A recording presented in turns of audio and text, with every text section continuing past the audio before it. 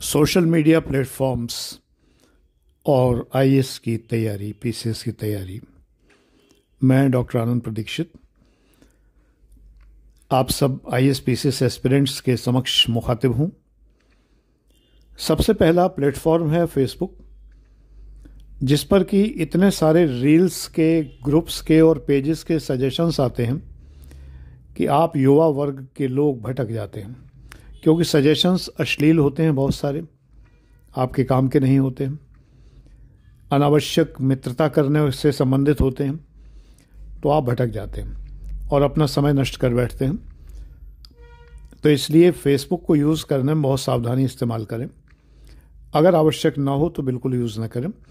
Facebook के जो groups हैं और पेजेस हैं जो आईएएस पीसीएस से रिलेटेड हैं, वो बहुत वाहियात हैं, बहुत ही ख़राब क्वालिटी है उनकी, और बिल्कुल भी आईएएस पीसीएस के लेवल के नहीं हैं। ये बात मैं बता रहा हूँ आपको, डॉक्टर आनंद प्रदीक्षित, रिटायर्ड असिस्टेंट कमिश्नर, यानी कि आपके हित में ही बता रहा हूँ आपको। बिल्कुल भी घटिया से घटिया प्रश्न उनमें पूछे जाते हैं और ऊपर लिखा होता है कि आईएएस में पूछा गया प्रश्न, जबकि बिल्कुल भी आईएएस में वो प्रश्न नहीं पूछा जाता कभी भी। 10 ईयर पेपर उठा के देख लीजिए, आपको खुद ही समझ में आ जाएगा कि ऐसे प्रश्न आईएएस में नहीं पूछे जाते जो फेसबुक के ग्रुपों में बताए जाते हैं। तो फेसबुक को केवल तभी इस्तेमाल करिए अगर आपको किसी विशेष ग्रुप में जिसमें इंटरेस्ट हो और वो अच्छा ग्रुप हो। मुझे तो आज तक कोई अच्छा ग्रुप मिला नहीं, तो बिल्कुल इंटरेस्ट मत लीजिए और फेसबुक को किनारे रखिए। हाँ, मेरे कुछ बैचेस हैं जिनमें एडमिशन लेने के लिए आपको फेसबुक के अकाउंट की ज़रूरत पड़ती है। अगर आप एडमिशन लेंगे तो आपको समझा दिया जाएगा कि फेसबुक के अकाउंट को कैसे यूज़ करना है। यहाँ बताने से कोई लाभ नहीं है। अभी मेरे पीएस बैच में मात्र 10,900 का बैच है। 20 तारीख तक उसकी डेट बढ़ा दी है। 20,900 का बैच है, 10,000 रुपये डिस्काउंट है 20 तारीख तक, 20 जनवरी तक। तो उस बैच में बहुत नए नए लोगों ने भी एडमिशन लिया है। इसका मतलब ये है, सीधी सी बात यह है कि आप मुझ पर विश्वास करते हैं और आपके विश्वास को मैं फल देता हूँ। सदैव आपके विश्वास का मान रखता हूँ, सम्मान रखता हूँ। सबसे बड़ी बात यह है कि कोचिंग में आपको ये देखना चाहिए कि कोई पर्सनली आपको गाइड करने वाला है कि नहीं। यहाँ पर मैं आपको पर्सनली गाइड करता हूँ। आप जो भी प्रश्न मुझसे पूछेंगे उसका उत्तर पर्सनली, व्यक्तिगत तौर पर मैं ही व्हाट्सएप पर आपको दूंगा और ऑडियो में दूंगा, जिससे आप समझ जाएंगे। मेरी आवाज़ तो आप पहचानते ही हैं। आप समझ जाएंगे कि सर ही उत्तर दे रहे हैं। सर के बिहाफ पर कोई छात्र उत्तर नहीं दे रहा है, मैं ही उत्तर देता हूँ। यहाँ और कोई छात्र है भी नहीं, कोई भी छात्र नहीं है। कभी कभी व्हाट्सएप पर मैं मज़े लेने के लिए छात्र बन के आपको उत्तर ज़रूर दे देता हूँ कि सर अभी नहीं है, सर ने अभी आपका प्रश्न देखा नहीं है, आपका क्वेरी देखी नहीं है। जब कभी आप लोग कुछ ऊट पटांग प्रश्न करते हैं तो फिर मैं छात्र बन जाता हूँ। ये रहस्य मैं खोल रहा हूँ आपके सामने। उस समय भी मैं ही होता हूँ, क्योंकि ऑफलाइन कोचिंग है ही नहीं, तो कोई छात्र मेरे पास थोड़ी बैठा रहेगा। मैं ही हूँ जो देखता हूँ, और ये मेरा ईश्वर है, और दूसरा कोई भी यहाँ पर नहीं है। तो फेसबुक को ध्यान दीजिए कि फेसबुक को यूज़ ना करें तो ज़्यादा अच्छा है। अब आता है यूट्यूब। यूट्यूब पर सिर्फ उन्हीं लोगों की वीडियोस देखें जो किसी न किसी परीक्षा में सफल हो चुके हों। जैसे आप मेरे वीडियो देखते हैं, मैं 4 बार पीसीएस में सफल हो चुका हूँ। आईएएस की उम्र निकल चुकी थी मेरी जब मैं बैठा पीसीएस में।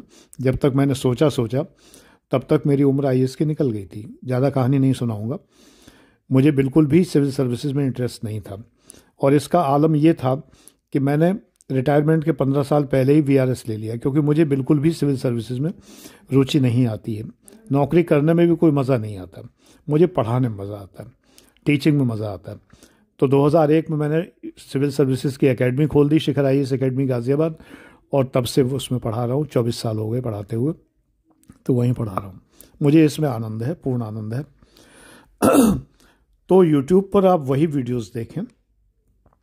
इसलिए वीडियोस को सर्च करने में और उनमें टाइम वेस्ट करने में थोड़ा सा सतर्क रहें। ऐसे वीडियोस ना पल्ले पड़ जाएं आपके कि जो बहुत ही साधारण हों। देखिए, आप कैसे टेस्ट कर सकते हैं कि कोई कंटेंट सोशल मीडिया का आपके काम का है या नहीं।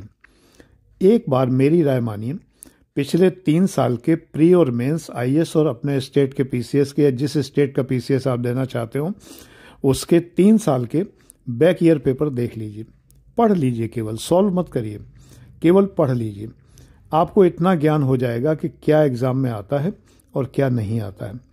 जब आपको ये ज्ञान हो जाएगा तो कंटेंट आपके समझ में आ जाएगा कि ये कंटेंट मेरे काम का है या ये कंटेंट व्यर्थ है, बहुत लो लेवल का है, बहुत घटिया है, वाहियात है, इसको नहीं देखना चाहिए। तो एक बार को 10 ईयर पेपर्स में से 3 साल के पेपर्स आप देख लीजिए। मेरी इतनी बात आप मानेंगे तो आपका ही भला होगा, मेरा कोई भला नहीं होने वाला, आपका ही भला होगा और आपके भले में ही मेरा भला है, इसलिए मैं आपको सजेस्ट कर रहा हूँ। अब अगला प्लेटफॉर्म आता है इंस्टाग्राम। ये बिल्कुल आपके काम का नहीं है, नाम मात्र के लिए काम का नहीं है, इसमें कुछ भी ऐसा नहीं है जो आपके काम का हो। ज़्यादा से ज़्यादा आप न्यूज़ चैनल वगैरह कोई कर सकते हैं सब्सक्राइब, तो न्यूज़ चैनल इतने वाहियात हैं कि इन पर कोई भी न्यूज़ आपके काम की नहीं आती है। एनडीटीवी हुआ या एबीपी न्यूज़ हुआ या जी न्यूज़ हुआ, इनमें तो पॉलिटिक्स बिखरी पड़ी है और इनमें कुछ भी नहीं है। तो इसलिए जो है इंस्टाग्राम आपके कतई काम का नहीं है। इंस्टाग्राम का ही एक जो है अभी थ्रेड शुरू हुआ है। थ्रेड में ऑल इंडिया रेडियो की न्यूज़ आती हैं, तो उसके लिए थ्रेड सब्सक्राइब करने की ज़रूरत नहीं है। उसके लिए आप ऑल इंडिया रेडियो की न्यूज़ वेबसाइट सब्सक्राइब करिए और न्यूज़ सुना करिए। मेरी राय ये है कि सबसे ऑथेंटिक न्यूज़ जो होती हैं वो ऑल इंडिया रेडियो की न्यूज़ होती हैं। एक फेसबुक का पेज है डॉक्टर संजन कुमार समसामयिकी, वो बहुत अच्छा है, उसको आप सब्सक्राइब कर सकते हैं अगर आप फेसबुक यूज़ करते हैं तो। डॉक्टर संजन कुमार समसामयिकी से मैं जब भी देखता हूँ उसके जो आर्टिकल्स हैं वो अखबारों के आर्टिकल होते हैं, दैनिक जागरण के, सहारा के, हिंदुस्तान के आर्टिकल एज सच वो उठा के देते हैं, तो आपका काम हल्का हो जाता है, आपको ढूंढना नहीं पड़ता और ये सारा काम आपका वो स्वयं कर देते हैं। तो ये आप सब्सक्राइब कर सकते हैं पेज। दैनिक जागरण का इंटरनेट पर आप जाइए, गूगल पे जाइए और जागरण जोश, या आप गूगल के प्ले स्टोर में जाइए और जागरण जोश ऐप डाउनलोड करिए। हिंदी में और अंग्रेजी में दोनों में उपलब्ध है। जागरण जोश ऐप से आप न्यूज़ को जो है पढ़िए, ये आपके काम की है। इसी तरह बिजनेस स्टैंडर्ड, इसको जो है सब्सक्राइब करिए। ये सब्सक्राइब का मतलब फ्री है, ये इसके पैसे नहीं लगने कोई। तो आप बिजनेस स्टैंडर्ड हिंदी या अंग्रेजी ये ऐप है, इस ऐप को आप डाउनलोड कर लीजिए, सब्सक्राइब कर दीजिए और उसको पढ़िए। द हिंदू को अगर आप सब्सक्राइब करेंगे तो पैसे देने पड़ेंगे, फ्री नहीं है। 1 आध महीने तक शायद फ्री है, इसके बाद आपको उसके पैसे देने पड़ते हैं। तो द हिंदू अगर सब्सक्राइब करना है तो पैसे देने पड़ेंगे। इसी प्रकार से अगर आपको अमर उजाला सब्सक्राइब करना है, दैनिक जागरण सब्सक्राइब करना है, तो आपको दैनिक जागरण की न्यूज़ मिलती रहेंगी। आप लेते रहिए दैनिक जागरण की न्यूज़ और फ्री आपको न्यूज़ मिलती रहेंगी, ऐप के थ्रू मिलती रहेंगी बाकायदा, और जागरण जोश में तो मिलती ही रहेंगी, कोई समस्या नहीं। लेकिन हिंदुस्तान और अच्छा स्टैंडर्ड है, हिंदी का हिंदुस्तान। अंग्रेज़ी के लिए तो द हिंदू बिल्कुल भी छोड़ने लायक नहीं है, द हिंदू को ही पढ़ना चाहिए। हालांकि द हिंदू में अब सरकार विरोधी कुछ बातें आने लगी हैं, इसलिए थोड़ा सा सतर्क रहें, क्योंकि सरकार विरोधी न्यूज़ आपके काम की नहीं है। तो जो सरकार विरोधी न्यूज़ हो या आर्टिकल्स हों द हिंदू के, उनको छोड़ते चलिए, उनको छोड़ के आगे बढ़िए और ये देखिए कि सरकार का पक्ष आप कैसे ले सकते हैं। मुझसे आप न्यूज़ शेयर कर सकते हैं, बिल्कुल आप मेरे पेड छात्र नहीं हैं, तब भी आप न्यूज़ पूछ सकते हैं मुझसे कि सर ये न्यूज़ मैंने पढ़ी थी, ये सरकार विरोधी है, सरकार का पक्ष कैसे रखें। मैं आपको बिल्कुल बताऊंगा, डेफिनेटली बताऊंगा। ऐसा नहीं हो सकता कि मैं आपको ना बताऊं। आप पूछिए तो, इस स्तर पे आप आइए तो, पहले इस लेवल पे आइए तो। अभी आप इस स्तर पे हैं ही नहीं, तभी आप मेरे क्लासेस का महत्व नहीं समझते। जो मेरे पेड क्लासेस हैं उनका आप महत्व नहीं समझते, क्योंकि मेरे पेड क्लासेस का सबसे बड़ा महत्व ये है कि मैं आपको इतना निष्णात, इतना पक्का बना देता हूँ। हिंदी और इंग्लिश दोनों में है मेरे क्लासेस, ये हर बैच हिंदी इंग्लिश बाइलिंगुअल होता है। तो इतना पक्का बना देता हूँ आपको कि आप स्वतः सेल्फ बहुत कुछ कर सकते हैं। क्लास ख़त्म होने के बाद, यानी टाइम पीरियड ख़त्म होने के बाद, जैसे 1 साल का बैच है, तो 1 साल ख़त्म होने के बाद भी आप इतने स्टार्ट रहेंगे, इतना अधिक आप जागरूक रहेंगे कि आपकी पढ़ाई रुकेगी नहीं। और आप सेलेक्ट होके ही निकलेंगे, ये बिल्कुल पक्की बात है। और आपको मैं पर्सनली आपकी समस्याओं का समाधान करता हूँ, अलग व्हाट्सएप नंबर देता हूँ, अलग टाइमिंग होती है, और मैं आपको पर्सनली आपकी समस्याओं का समाधान करता हूँ, जो कि कोई कोचिंग वाला नहीं करता।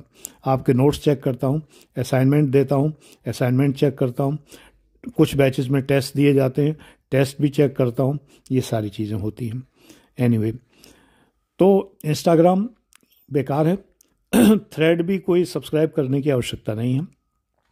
बाकी और जो स्नैपचैट वगैरह हैं, इनका तो कहना ही क्या है, ये तो बच्चों वाली चीज़ें हैं, इनको सब्सक्राइब करने से कोई लाभ नहीं। तो फिर लाभ किससे है? सोशल मीडिया से? नहीं, सोशल मीडिया से कोई लाभ नहीं है। असली जो लाभ आपको मिलेगा वो सबसे ज़्यादा विकिपीडिया से मिलेगा।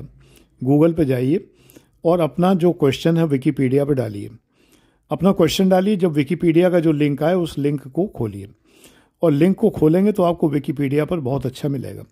अंग्रेज़ी में ज़्यादा अच्छा मिलेगा, हिंदी में कम अच्छा मिलेगा। हिंदी में कम मिलेगा, अंग्रेज़ी में अगर 5000 शब्दों का आर्टिकल होगा तो हिंदी में केवल 1500 शब्दों का, 1000 शब्दों का, 500 शब्दों का, इतना ही मिलेगा। ये तो कमी हिंदी वालों की है, क्योंकि विकिपीडिया तो हम लोगों पे चलता है, सब्सक्राइबर पर चलता है। तो विकिपीडिया को लोग जो है लिखते ही नहीं है जब विकिपीडिया पे, तो आएगा कहाँ से? तो इसलिए विकिपीडिया इंग्लिश मीडियम वालों के लिए बहुत उपयोगी है। लेकिन वेब दुनिया एक वेबसाइट है, वो हिंदी मीडियम वालों के लिए भी बहुत अच्छी है। इसी तरह से और भी हिंदी मीडियम के लिए भारत ज्ञान कोश बहुत अच्छा है हिंदी मीडियम वालों के लिए, तो उस पर आप जाएं। कोई शब्द समझ में ना आए तो उस शब्द पे आप फिंगर रखेंगे तो उस शब्द का मीनिंग आपको मिल जाएगा। बहुत सारे विकिपीडिया में शब्द जो होते हैं ब्लू कलर से लिखे होते हैं तो वो हाइपर टेक्स्ट होती है, और उसको आप जो है टच करते ही आपके सामने एक नया आर्टिकल खुल जाता है। जैसे आपने कम्युनिकेशन पे पढ़ना शुरू किया और आपके सामने काइनेमेटिक्स या काइनेसिक्स शब्द आया, अब आप नहीं जानते कि ये क्या होता है, उसको आप टच करेंगे तो एक नया आर्टिकल खुल जाएगा जो काइनेसिक्स के बारे में बता रहा होगा। हेपेटिक्स, अगर आपने देखा शब्द एक दिया हुआ है, आपको हेपेटिक्स के बारे में बिल्कुल नहीं पता, तो हेपेटिक्स को आप टच कर दीजिए, पूरा नया आर्टिकल खुल जाएगा और हेपेटिक्स के बारे में वो सब कुछ बताएगा।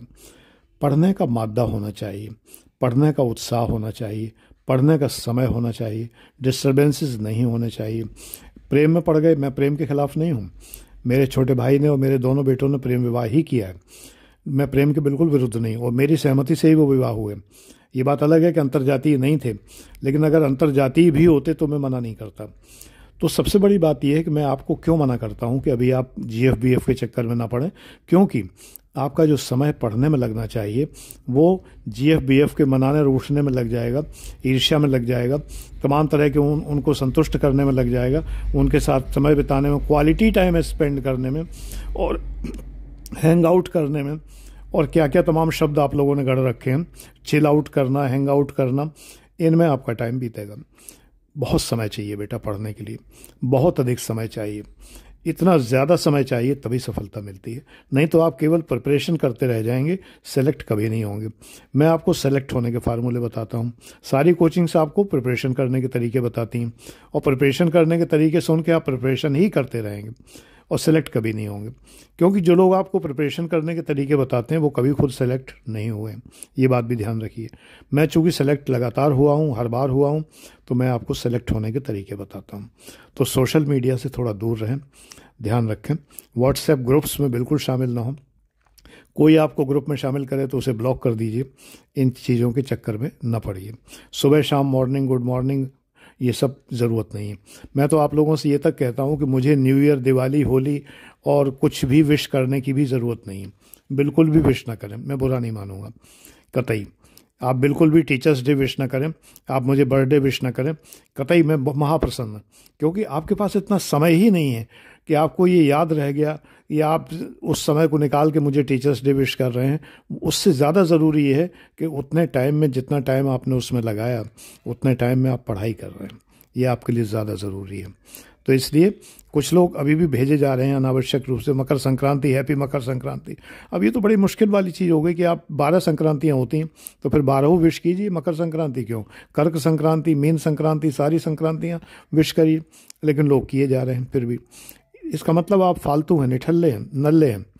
तो आपको निठल्ला और नल्ला नहीं बनना है, आपको जो है एक पढ़ने वाला IAS एस्पिरेंट बनना है, जिसके फ्यूचर में सफलताएं ही सफलताएं हैं। मेरा आपसे यही कहना है कि ईश्वर का आशीर्वाद आपके साथ रहे, आप मेरी बातें मानते चलें तो आपका भला होगा। Thank you, God bless you.